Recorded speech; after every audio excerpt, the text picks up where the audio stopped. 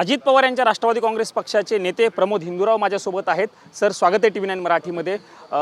बारामती विधानसभेच्या पोटनिवडणुकीचा उमेदवारी अर्ज मागे घेण्यासाठी आता पुढचे अगदी काही तास उरलेले आहेत. सध्याची सिच्युएशन काय आहे? बारामती लोकसभा मतदारसंघामध्ये बऱ्याच लोकांनी फॉर्म भरलेले आहेत. बहुतांश लोक फॉर्म मागे घेण्याच्या तयारीत आहेत.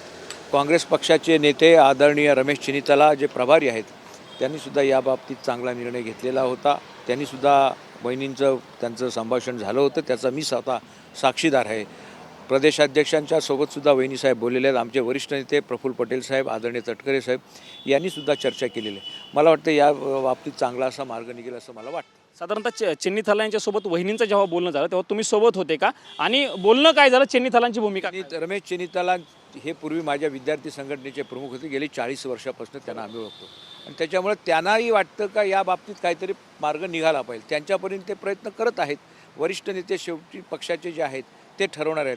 खरगे साहेबांशी सुद्धा चर्चा आमच्या वरिष्ठ नेत्यांनी केलेली आहे. त्याच्यामध्ये मार्ग निघेल असं मला वाटतं. काँग्रेस सकारात्मक दिसतंय उमेदवारी अर्ज मागे घेण्यासाठी? 90% तर मला दिसतंय. फक्त 5-10% कोणाचं असेल तर त्या बाबतीत आपण वरिष्ठ नेत्यांशी चर्चा करून ते मार्ग काढतील असं वाटतं. सर, हा प्रश्न यासाठी अगदी पुढचे काही तास बाकी म्हणजे आत्ता 1 वाजलेला आहे. 3 वाजण्यापर्यंतच उमेदवारी अर्ज मागे घेण्याचा वेळ आहे. सो आत्ता तुमचं एवढ्यात रिसेंटली काही बोलणं झालं का काँग्रेसच्या नेत्यांचं? कारण तुमच्या पक्षाचं शिष्टमंडळ हर्षवर्धन सपकाळांना मुंबईत जाऊन भेटलं. वर्षा 2-2.5 तास लागले असं तुम्ही म्हणतात. राज्याचे मुख्यमंत्री महोदय, उपमुख्यमंत्री महोदय, दोन्ही उपमुख्यमंत्री महोदयांनी या संदर्भात वरिष्ठांशी चर्चा केली काँग्रेस पक्षाच्या. राहिला मुद्दा वरच्या स्तरावरचा, तर वरच्या स्तरावर बोलणी चालू आहेत आणि खरगे साहेब यामध्ये निर्णय घेतील असं मला वाटतं. नाराजी यामुळे आहे काँग्रेस पक्षाची की पार्थ पवार यांनी काँग्रेस पक्षाबद्दल 2 दिवसापूर्वी जे विधान केलेलं होतं त्यामुळे पक्षामध्ये नाराजी, डाऊनफॉल या विधानावरती काँग्रेस पक्षातील अनेक नेते नाराज बघायला मिळतात. मला वाटत नाही त्याच्यावर नाराजीचा विषय असेल म्हणून.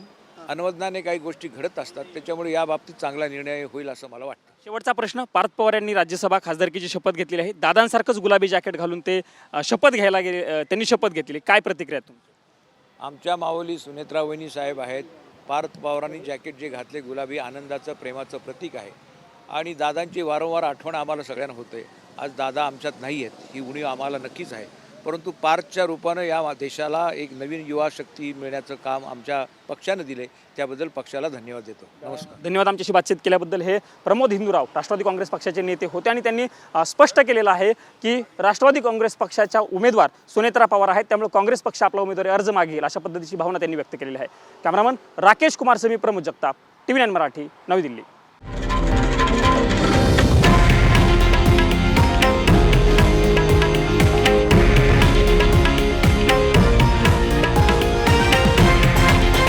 हे आहे देशातील नंबर 1 न्यूज नेटवर्क आणि आपण पाहत आहात TV9 मराठी, एकमेव.